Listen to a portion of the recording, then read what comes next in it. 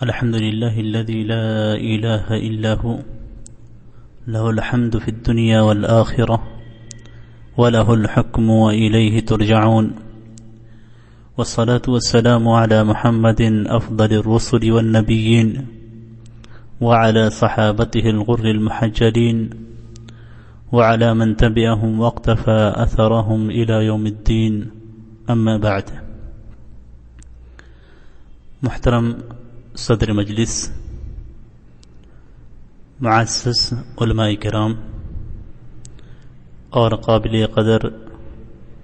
سامعین و سامعات، السلام علیکم ورحمۃ اللہ وبرکاتہ۔ سب سے پہلے میں اللہ سبحانہ و تعالی کا شکر ادا کرتا ہوں جس کی توفیق و عنایت سے میں اس مجلس میں شریک ہوں۔ بعدہ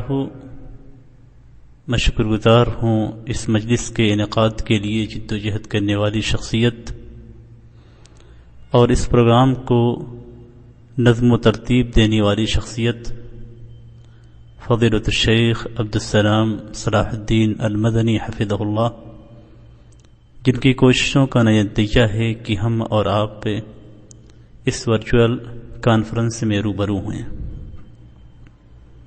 محترم سامعین، مجھے آج کی اس مجلس کے لیے اور اس مجلس میں بولنے کے لیے جو موضوع دیا گیا ہے وہ جیسا کہ آپ پہ جانتے ہیں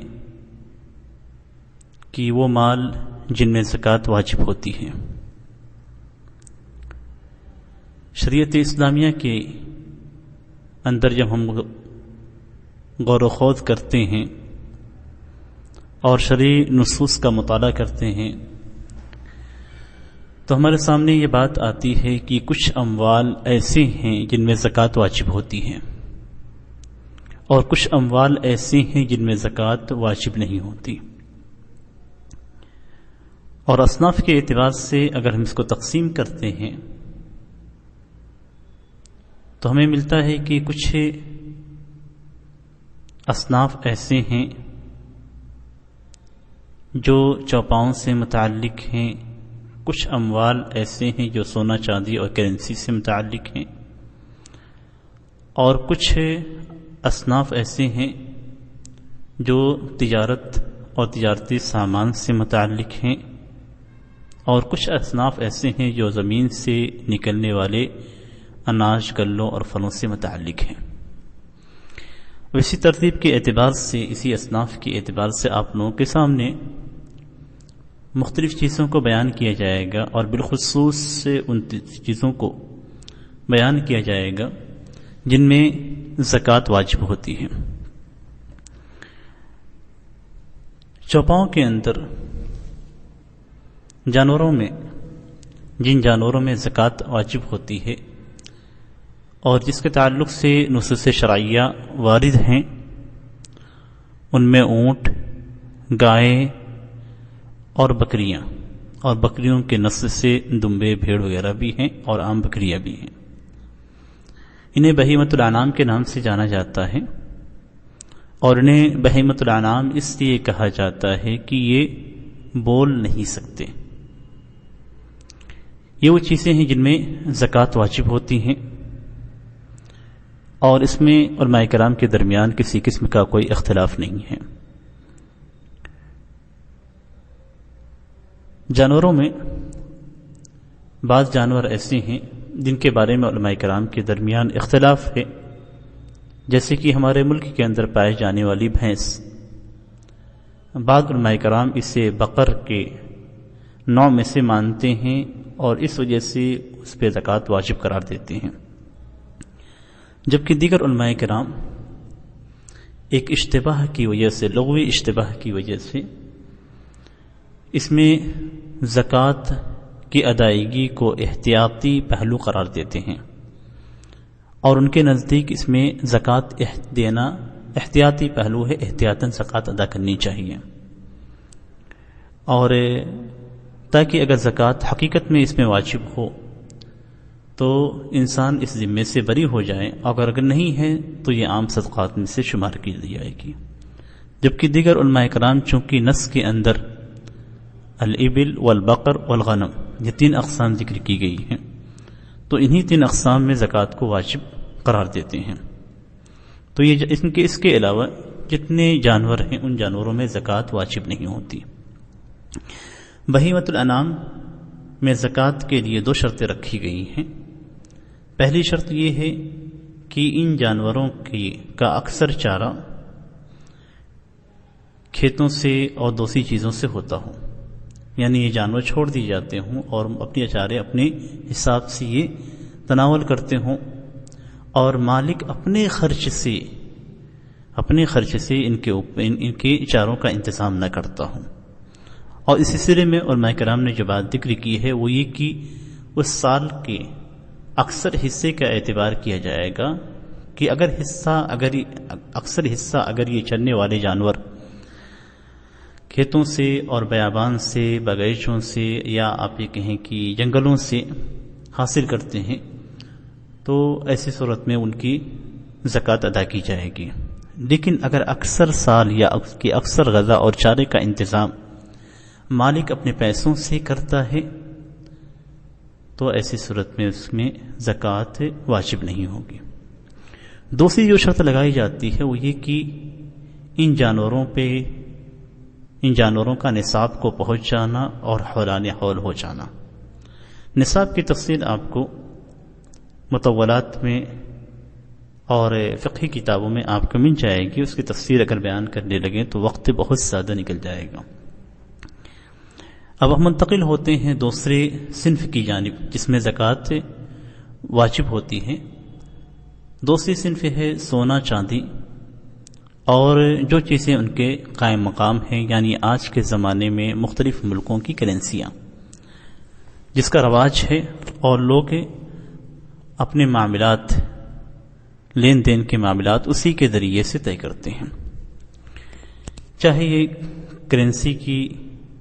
روپیہ کی یا چاہے یہ کرنسیاں روپیہ کی صورت میں ہوں، ریالات کی صورت میں ہوں، ڈالر کی صورت میں ہوں، یا اس کے علاوہ کوئی دوسرا نام اسے دیا جائے۔ اگر ان کرنسیوں کی قیمت نصاب کو پہنچ جاتی ہے تو ایسی صورت میں اور اس پہ حولان حول ہو جاتا ہے تو اس صورت میں اس کی زکوٰۃ کی ادائیگی واجب ہو جائے گی۔ اب سونے اور چاندی کا نصاب کیا ہے، اس نصاب کو جاننا ضروری ہے تاکہ اسی کے مطابق ہم اپنی کرنسیوں کی زکوٰۃ نکال سکیں۔ چاندی کا نصاب 200 درہم ہے، یعنی آج کے گرام کے اعتبار سے اگر ہم دیکھتے ہیں تو چاندی کا نصاب 595 گرام، یعنی تقریباً 600 گرام، 595 گرام تقریباً 600 گرام، 600 گرام سے 5 گرام کم، یہ چاندی کا نصاب ہے۔ اور سونے کا نصاب 20 مثقال، یعنی آج کے گرام کے اعتبار سے اگر ہم اسے جوڑتے ہیں تو 85 گرام سونا ہوتا ہے۔ چاندی کا نصاب گرام کے اعتبار سے 595 گرام چاندی، اور سونے کا نصاب گرام کے اعتبار سے 85 گرام۔ اس سلسلے میں چونکہ یہ نصاب بہت ہی باریک نہیں ہے، یہ نصاب باریک ہے لیکن گرام کے اعتبار سے یہ نصاب بہت ہی باریک نہیں ہے، علماء کرام کے درمیان اختلاف ہے، اس لیے کہ پچھلے زمانے میں جب اوزان کی پیمائش کی جاتی تھی تو گلوں کے ذریعے سے، اناج کے ذریعے سے، یا آپ یہ کہیں کہ گیہوں کے ذریعے سے یا جو کے ذریعے سے اس کو وزن کیا جاتا تھا، اور ظاہر سی بات ہے کہ سارے گیہوں کے دانے یا جو کے دانے ایک برابر نہیں ہوتے ہیں، تو اس اعتبار سے اس کے اندر کمی اور زیادتی ہو جاتی تھی۔ تو اب اگر کسی کے پاس اتنی کرنسی موجود ہے، کسی کے پاس، پہلے آتے ہیں چاندی کی طرف، کسی کے پاس 595 گرام چاندی ہے یا 85 گرام خالص سونا ہے۔ خالص سونے کی بات ہے، اس میں اس بات کا دھیان رکھنا ہے کہ 24 کیرٹ سونے کا ریٹ ہمیں معلوم کرنا ہوگا یا 24 کیرٹ سونا ہمارے پاس ہو جو 85 گرام کو پہنچ جائے، یا اگر 24 کیرٹ سے کم ہمارے پاس ہے یعنی زیورات کی شکل میں ہیں اور زیورات میں یہ سونا، زیورات کا یہ سونا 24 کیرٹ سے کم ہے جیسا کہ عام طور پہ ہوتا ہے، تو اس صورت میں ہم 24 کیرٹ سونے کا ریٹ یا اسے 24 کیرٹ میں تحویل کریں گے۔ تحویل کرنے کا مطلب یہ ہے کہ ہم معلوم کر لیں گے کہ کتنا سونا اصلی ہے، کتنا سونا اصلی نہیں ہے، سونے کی کتنی مقدار اصلی ہے اور کتنا اس کے اندر دوسری اشیاء کا اضافہ کیا گیا ہے۔ اب اس اعتبار سے جب 24 کیرٹ سونا 85 گرام تک پہنچ جائے گا تو اس کے اندر زکوٰۃ واجب ہو جائے گی۔ جہاں تک روپیوں کا اور ڈالر اور ریالات وغیرہ کا تعلق ہے تو ہم 595 گرام چاندی کا ریٹ معلوم کریں گے یا 85 گرام سونے کا ریٹ معلوم کریں گے۔ اب علماء کرام کے درمیان اختلاف ہے کہ چاندی کے ذریعے سے، چاندی کے نصاب کے مطابق کرنسیوں کی زکوٰۃ نکالی جائے گی یا سونے کے ریٹ کے مطابق کرنسیوں کی زکوٰۃ نکالی جائے گی۔ اس سلسلے میں احوط یہ ہے کہ ہم چاندی کے ذریعے سے چاندی کو نصاب بنائیں اور اس کے ذریعے سے ہم کرنسیوں کی زکوٰۃ نکالیں۔ اس کا فائدہ یہ ہوگا کہ سب سے پہلے ہمیں اس بات کا پختہ یقین ہوگا کہ ہم نے اپنی زکوٰۃ نکال دی ہے، اس لیے کہ ہم نے احوط چیز پہ عمل کیا ہے۔ اور عمومی طور پہ اصولیین کہتے ہیں کہ الخروج من الخلاف احوط، کہ اگر اختلاف سے نکلا جائے کوئی ایسی بات ہے جو مشترک ہے سارے لوگوں کے درمیان، یا اگر کوئی ایسا عمل کرتے ہیں، ایسی بات، ایسے کلام کو اور قول کو ہم لیتے ہیں جس کے کرنے سے یقینی طور پہ ہم اس ذمہ داری سے خارج ہو جائیں گے، تو یہ زیادہ افضل اور احوط ہے۔ اسی لیے ہمیشہ اختلاف سے بچتے ہوئے کوئی ایسی راہ اختیار کرنی چاہیے، بالخصوص جہاں دلیلیں واضح نہ ہوں، تو ایسی چیز اختیار کرنی چاہیے جس پہ عمل کرنے سے ہمارا ذمہ بری ہو جائے اور ہم مکمل طور سے اس کی ادائیگی سے بری ہو جائیں۔ تو یہاں پہ اگر چاندی کو ہم نصاب بناتے ہیں اور اس کے مطابق اپنے مال کی زکوٰۃ نکالتے ہیں، اپنی کرنسی کی زکوٰۃ نکالتے ہیں،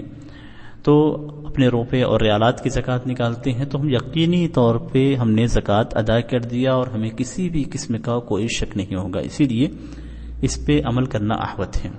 دوسری چیز یہ کہ زکوٰۃ کو واجب کیا گیا ہے تاکہ فقیروں کو فائدہ حاصل ہو، مسکینوں کو فائدہ حاصل ہو۔ تو ظاہر سی بات ہے کہ جب ہم کم مقدار نصاب کی بنائیں گے تو اس صورت میں زیادہ سے زیادہ فقیروں کو اور مسکینوں کو اور دوسرے اصناف زکوٰۃ کو فائدہ حاصل ہوگا۔ جبکہ اگر ہم سونے کو بناتے ہیں اور اللہ کے یہاں زکوٰۃ کا نصاب چاندی ہو کرنسی کے اندر، تو ایسی صورت میں ہم نے کم مال کے اندر، کم روپے میں ہم نے زکوٰۃ نہیں نکالی جو کہ چاندی کا نصاب بنتا تھا۔ تو اس اعتبار سے راجح یہی نظر آتا ہے، احوط یہی نظر آتا ہے کہ ہم چاندی کے اعتبار سے ہی زکوٰۃ نکالیں تاکہ تمام مساکین کا فائدہ ہو اور ہم اپنے ذمہ سے مکمل طور پہ بری ہو جائیں۔ اب اس کے اندر کیا مقدار نکالنی ہے؟ جو مقدار ہے وہ یہ کہ اس کے 100 روپے میں 2.5 روپے نکالنا۔ اب اس میں ایک اور مسئلہ آتا ہے، اور وہ یہ کہ اگر کوئی شخص مثال کے طور پہ تجارت کے لیے یا شادی کے لیے یا کسی خرچ کے لیے یا گھر خریدنے کے لیے یا گاڑی اور دوسری چیزیں خریدنے کے لیے اپنے پیسے اپنی ضروریات کے لیے اس پیسے کو رکھتا ہے، تو کیا ان پیسوں میں بھی زکوٰۃ واجب ہوگی؟ کسی بھی مقصد کے تحت اس نے پیسہ اکٹھا کر کے رکھا ہے اور نصاب کو پہنچا ہوا ہے، اس پہ 1 سال گزر چکا ہے، تو اس پہ زکوٰۃ واجب ہو جائے گی، چاہے یہ پیسہ آپ نے کسی مقصد کے تحت رکھا ہو، گھر بنانے کے لیے، گھر خریدنے کے لیے، تجارت کے لیے اور خرچ کے لیے، یا گاڑی وغیرہ خریدنے کے لیے، یا کوئی کسی اور ضرورت کے تحت آپ نے اسے رکھا ہے، تو اس میں آپ کے اوپر زکوٰۃ واجب ہو جاتی ہے۔ اور یہ زکوٰۃ چاہے آپ پہ بڑے ہوں، بالغ ہو چکے ہوں، یا کسی یتیم کا مال ہو، کسی بچے کا مال ہو،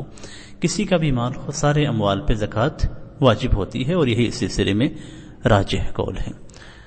اب یہاں ایک دوسرا مسئلہ آتا ہے، وہ یہ کہ ہمارے یہ مال ہیں،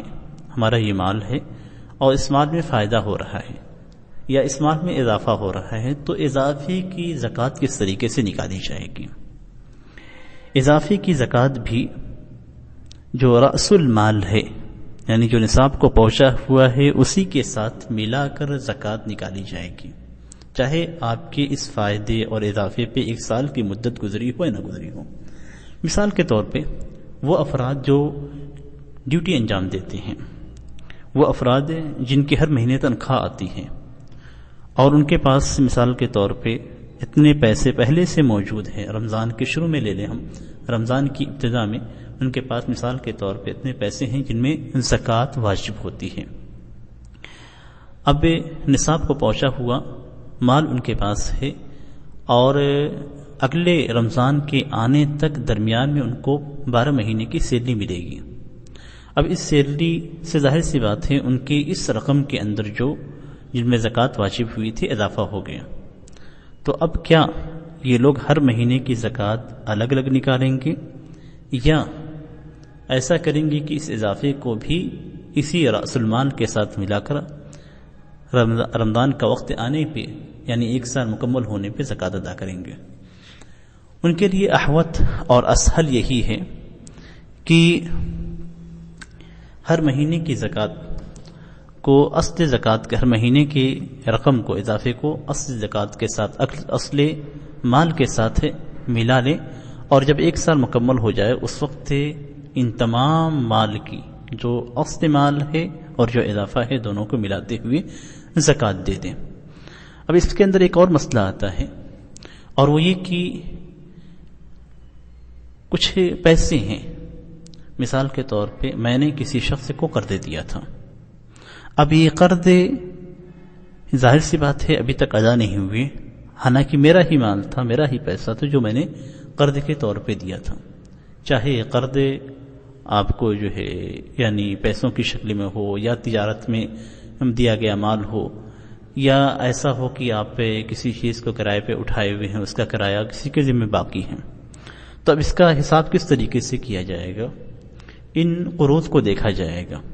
اگر یہ قروض ایسے لوگوں کے ذمے ہیں جو خوشحال ہیں، جو آسانی کے ساتھ دے سکتے ہیں اور جن سے لینا بھی آسان ہے، جب بھی ان سے طلب کیا جائے وہ دے سکتے ہیں، تو ان قرضوں کو جو ہمیں ملنے والے ہیں ان کو بھی جب سال مکمل ہوگا تو ایسی صورت میں ان قرضوں کو شامل کر لیا جائے گا، اور اصل مال کے ساتھ ان قروض کو ملاتے ہوئے اس کی زکوٰۃ دے دی جائے گی، چاہے یہ اس وقت حاصل ہوئے ہوں یا حاصل نہ ہوئے ہوں۔ تو جس طریقے سے ہم اپنے اصل مال کی زکوٰۃ نکالتے ہیں، ان قرضوں کی زکوٰۃ کو بھی ان کے ساتھ شامل کر لیں گے، ان قرضوں کو بھی اصل مال کے ساتھ ملائیں گے اور پورے مال کی زکوٰۃ ہم نکالیں گے۔ لیکن اگر یہ قرض ایسے لوگوں کے ذمے ہیں جو تنگ دست ہیں، یا ایسے لوگوں کے ذمے ہیں جو خوشحال ہیں لیکن دینا نہیں چاہتے، یا ٹال مٹول سے کام لیتے ہیں اور آپ ان سے مانگ رہے ہیں تو وہ کبھی کوئی ٹائم دے رہے ہیں، پھر ٹائم پہ نہ دے کے پھر مزید ٹائم آپ سے طلب کر رہے ہیں، اس طریقے سے آپ کے ساتھ معاملہ ٹال مٹول کا چل رہا ہے، تو اس سلسلے میں علماء کرام کے درمیان اختلاف ہے، لیکن صحیح اور راجح قول یہی ہے کہ ان مالوں کی زکوٰۃ کو مؤخر کیا جائے گا اور اصل مال کے ساتھ انہیں ملا کر اس کی زکوٰۃ نہیں نکالی جائے گی، اور اس کے اندر جو طریقہ اختیار کیا جائے گا وہ یہ کہ اس کے پاس جو نقود ہیں اس کی زکوٰۃ ادا کر دے، اور جو ایسے افراد کے پاس ہے جن سے ملنے کی امید نہیں ہے یا کب ملے گا اس کا کوئی پتہ نہیں ہے، تو اس صورت میں جب ملے تو پچھلے 1 سال کی زکوٰۃ وہ ادا کر دیں۔ اب منتقل ہوتے ہیں تیسری قسم کی جانب جن میں زکوٰۃ واجب ہوتی ہے، یہ تیسری قسم یا تیسری صنف جن میں زکوٰۃ واجب ہوتی ہے، یہ عروض تجارت ہیں، یعنی سامان تجارت۔ سامان تجارت سے مقصود وہ سامان ہے جو آپ نے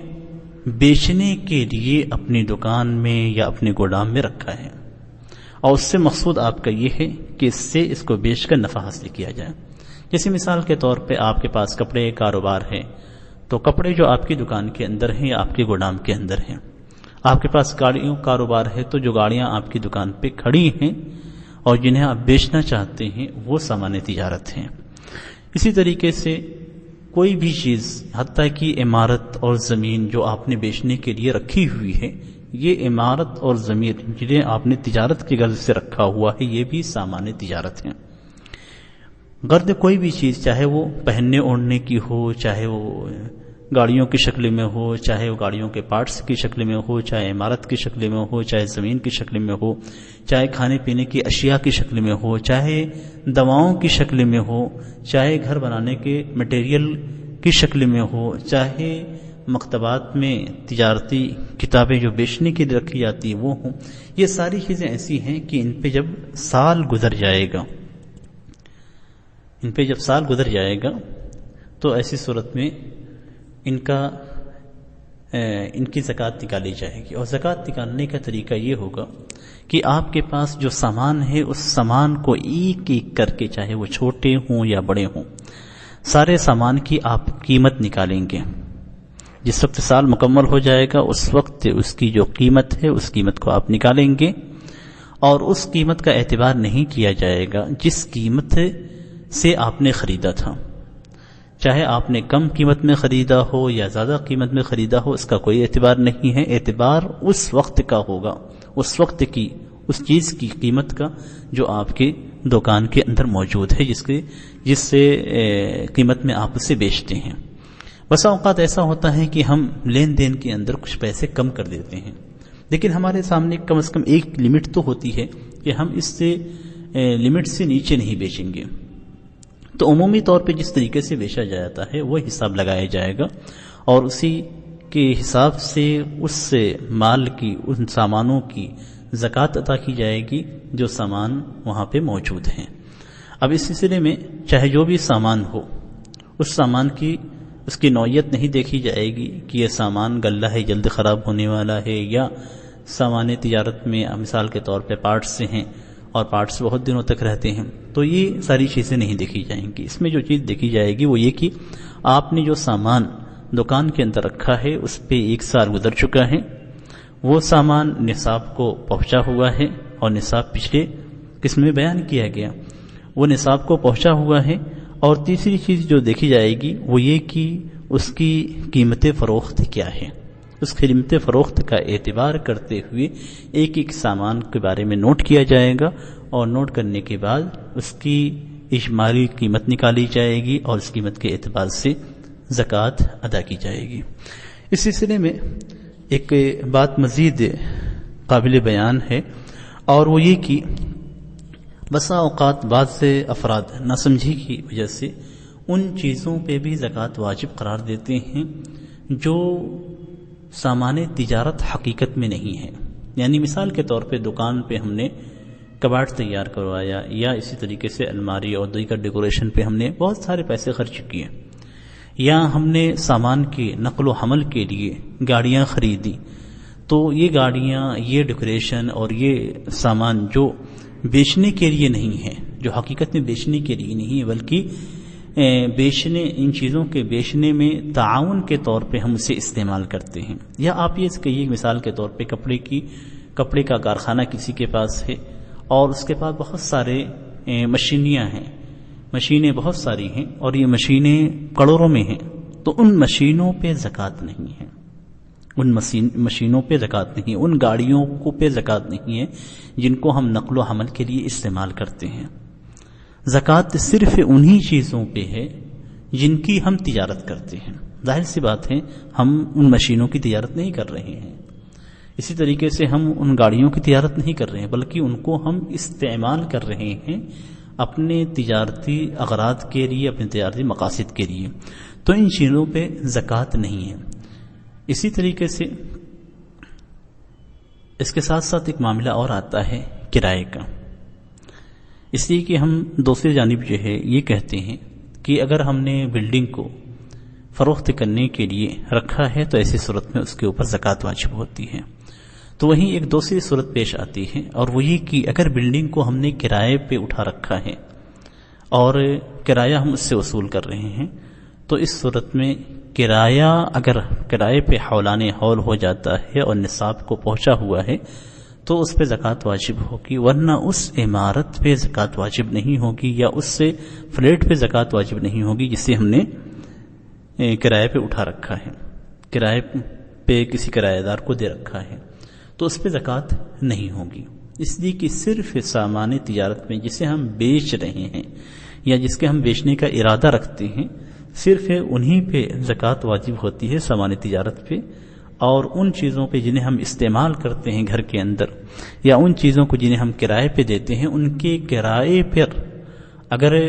نصاب کو پہنچا ہوا ہے تو زکوٰۃ ہے، ورنہ زکوٰۃ ان چیزوں کے اندر نہیں ہے۔ اسی سے جڑی ایک اور چیز ہے، اور وہ یہ کہ آج کے زمانے میں بہت سارے افراد شیئر مارکیٹ میں